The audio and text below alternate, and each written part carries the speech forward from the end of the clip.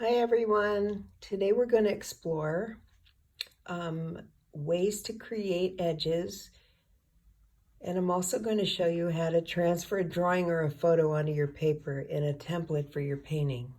I know we have explored edges, creating little white spaces in between shapes, and I'm going to show you, this is an artichoke drawing, but this was a student drawing. I think I had showed it to you on Zoom. And this is using the white spaces that you guys did in the last project in between the leaves to keep the painting contained. Okay, keep the paint contained, right? So I'm going to show you a finished one. And today we're going to be doing something like this, where I had used this as a demo, so there was a little white space around this leaf, but the rest of them have this really nice edge. I'll bring this up and you can see what I'm talking about, and I'm going to show you how that's created today. Okay, so before we begin, there's a couple of things that I want to address. One is that you have your palette, and you might want to do this, is to put a little bit of water on your paints, just a couple of drops in each well, because the paint dries up, and you know, like I said, once you put water on it, it reconstitutes, and it just makes your paint more ready to use, because you're eventually going to have to add enough water to it anyway to lift it off out of the wells. Okay, so put that aside. And I'm also going to show you something. I emailed everybody an artichoke drawing. You don't have to paint an artichoke today. You can make your own design. You can even use a photo using the process I'm about to show you to transfer the drawing with a template. So let me show you this. Okay, this is an artichoke drawing. This is the one that I sent you. You can simply just print it out on A4 paper, on printer paper, and then when you get the print, it'll come out this size. And this is what I did, is you put it against a window, get a nice soft pencil like a B. If you have a number 2 pencil, that's fine too. It's just the softer pencils release more graphite onto the paper when you're using them. And so we're creating kind of like an old carbon paper. Some of you might remember carbon paper. And what I did was I turned the drawing over, and I put it face this side, the side of the drawing, of the printed drawing that you have.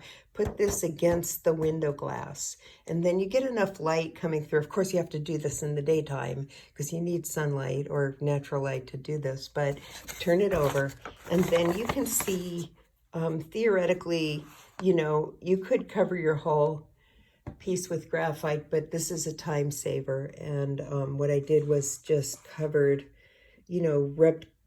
covered graphite over where all the lines are, because you're just going to be turning it over again when you're done. Place it down on your paper, tape it down if you need to, take a pen or a pencil and outline these shapes. Just go right over these lines, and voila, you get this drawing. Now you can do this with a photograph if you want. If it's a photograph with different components and you want to try using a photo that you print out, you can do the same thing. Just, do it on the back of the paper. Or you can use this. So what you want today is anyway a piece where you have several components, and I picked the artichoke because it has all of these leaves. They're all overlapping, and technically you want to paint them so that each leaf stays, the paint stays within each leaf. So let's start. Okay, so I'm going to show you this way to make edges where you don't have the white spaces. I'm going to start by using a little yellow paint just so you can see where I put the water so that it gives it a little color, you know, this way you know. Now I'm going to paint it with my round brush, which gives me a lot of control over points and flat areas. And I'm going to sort of just paint it wet, but not quite up to the edge. There's a little bit of white space around this, and I'll show you why we did it that way. Then I'm going to go ahead and I'm going to go for kind of a realistic color scheme here. So I'm going to take some brown, some of the Hooker's green that I mixed with brown to get kind of an earthy green. And here I'm still mixing this here. You can see. And you want to mix it so that you don't get the streakiness, and you want to get enough pigment on here so that it's fairly dense, so that when you lay the color down, it's not going to be all washed out. Okay, here we go. Okay, then I'm going to, you can see how I'm really slowly moving this point, so the point is right on the line, and then I'm sort of focusing on the point and trying to stay within the line. This is really good hand-eye control. And I'm just kind of outlining, I guess you'd say. And I can see that my paper is already getting a little dry, so I'm going to drop a little bit more water inside this leaf just to give us some fun areas to work with. And this is pretty simple, you know, so I'm taking my darker color and I'm just painting this one leaf. That's it. Painting it right up to the edge. Okay, my paint got a little bit washed out. I'm going to get a little bit more green and a little bit more brown. And continue this. This leaf has a little bit of a detour here. Okay, so now I have my wet leaf. And now I'm just going to have some fun with color, just like we did in the last exercise. I'm going to try dropping some red in here. You know, you can modulate your colors so that it looks like part of it's light, part of it's dark. You know, I kind of did that on the last one so that the center of the leaf kind of has a little bit more of a lighter area, but however you do it is absolutely fine, because today we're just focusing on edges. We're not focusing on value and light and dark, and we're not focusing on light sources and all that kind of stuff. So, you know, when I get, it's fine if you wind up with a lot of water on here. It will dry, and it'll also do something surprisingly fun, which I'll show you in a moment. I'm adding a little more yellow just to get a little warmth in here. I didn't put enough water in my paint. There we go.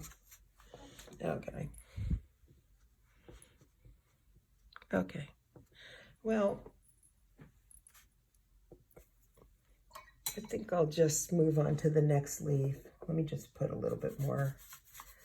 Art is so funny. It's so obsessive sometimes. You just want to get it right. Okay. All right, there we go. Okay, we'll just leave that alone.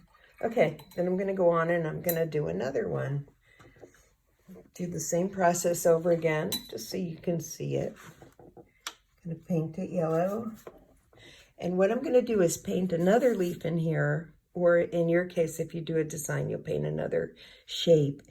But don't paint the ones that are touching any sides of this. So I'm going to paint a completely different one here.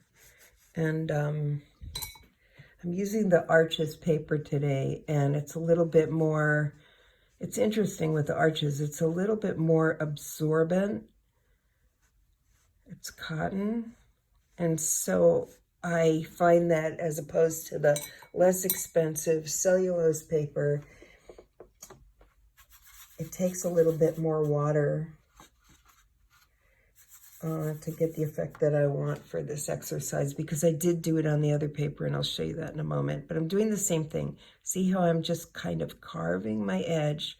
So I'm going really carefully along this edge with my paint, and the edge that the point is touching is kind of a hard edge, and then the edge that the flat brush is touching is very soft because it's wet inside the leaf.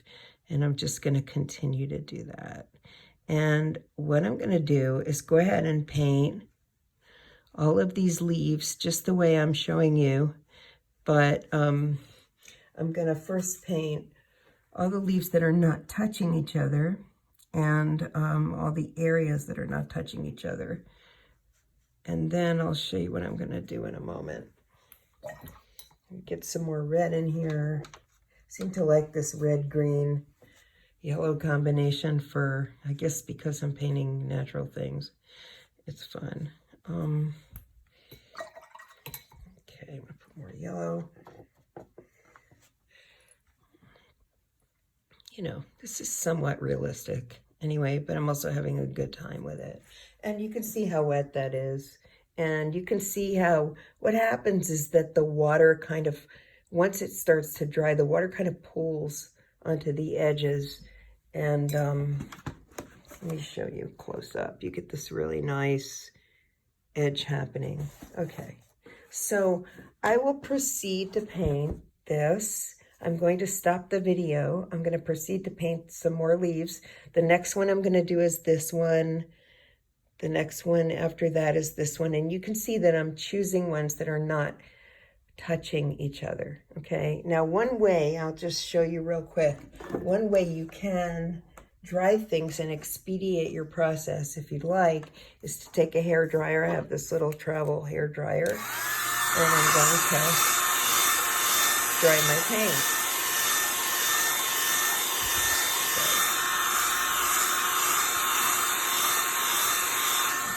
If you want to do that, you can. That's a way that watercolor artists dry their paint.